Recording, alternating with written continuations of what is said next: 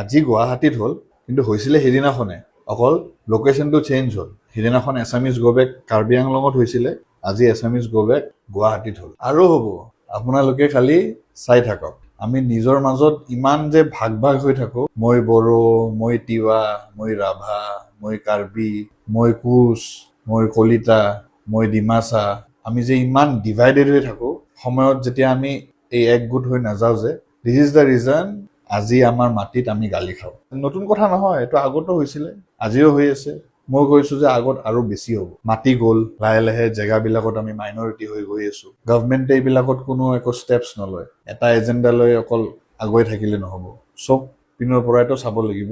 এতিয়া আমি যে নিজৰ জেগাত যে মাইনৰিটি হৈ গৈ থাকো, কিবা একো চলিউশ্যন নহয় নেকি? নে এনেকে হৈ থাকিব? এটা সময়ত যিসকল আহিছিলে আমাৰ অসমত নিজৰ পেটৰ কাৰণে, নিজৰ পকেটৰ কাৰণে, আমি ইয়াত সিহঁতক ঠাই দিছিলো যাতে সিহঁতে কাম কৰে, নিজৰ ঘৰ চলায়। কিন্তু আজি সিহঁতৰ সংখ্যা ইমানেই বেছি হৈ গৈছে কিছুমান জেগাত, যে আমাৰ জেগাতে আমাক গো বেক বুলি কয়, আমাক ধমকি দিয়ে, ইনচাল্ট কৰে। এইটো মানে কেতিয়াও মানি লোৱা নহ'ব। কিবা নহ'লে কিবা এটা চলিউশ্যন ওলাবই লাগিব। নহ'লে আজি মই কৈ আছো এনেকে, এটা টাইম আহিব প্ৰত্যেকজন অসমীয়া কিন্তু বাধ্য হৈ যাব, তেতিয়া পৰিস্থিতি বহুত বেয়া হ'ব। কাৰ্বি আংলঙত গো বেক দিলে, গুৱাহাটীত গো বেক দিলে, এতিয়া নেক্সট বা ক'ত দিয়ে? যোনদিনাখন কাৰ্বি আংলঙত কাৰ্বিৰ ভূমিত থিয় হৈ Karbi go back, Chinese go back, এই শ্লোগান যেতিয়া দিছিলে, সেইদিনাখনে একচুৱেলি এছামিজ গো বেক হৈছিলে।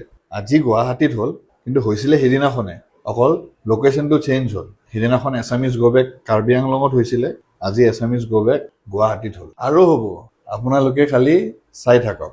আমি নিজৰ মাজত ইমান যে ভাগ ভাগ হৈ থাকো, মই বড়ো, মই তিৱা, মই ৰাভা, মই কাৰ্বি, মই কোচ, মই কলিতা, মই ডিমাচা, আমি যে ইমান ডিভাইডেড হৈ থাকো, সময়ত যেতিয়া আমি এই একগোট হৈ নাযাওঁ যে, দিছ ইজ দ্য ৰিজন আজি আমাৰ মাটিত আমি গালি খাওঁ। নতুন কথা নহয়, এইটো আগতো হৈছিলে, আজিও হৈ আছে।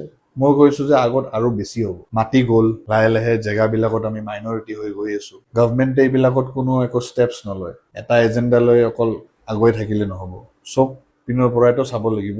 এতিয়া আমি যে নিজৰ জেগাত যে মাইনৰিটি হৈ গৈ থাকো, কিবা একো চলিউশ্যন নহয় নেকি? নে এনেকে হৈ থাকিব? এটা সময়ত যিসকল আহিছিলে আমাৰ অসমত নিজৰ পেটৰ কাৰণে, নিজৰ পকেটৰ কাৰণে, আমি ইয়াত সিহঁতক ঠাই দিছিলো যাতে সিহঁতে কাম কৰে, নিজৰ ঘৰ চলায়। কিন্তু আজি সিহঁতৰ সংখ্যা ইমানেই বেছি হৈ গৈছে কিছুমান জেগাত, যে আমাৰ জেগাতে আমাক গো বেক বুলি কয়, আমাক ধমকি দিয়ে, ইনচাল্ট কৰে। এইটো মানে কেতিয়াও মানি লোৱা নহ'ব। কিবা নহ'লে কিবা এটা চলিউশ্যন ওলাবই লাগিব। নহ'লে আজি মই কৈ আছো এনেকে, এটা টাইম আহিব প্ৰত্যেকজন অসমীয়া কিন্তু বাধ্য হৈ যাব, তেতিয়া পৰিস্থিতি বহুত বেয়া হ'ব।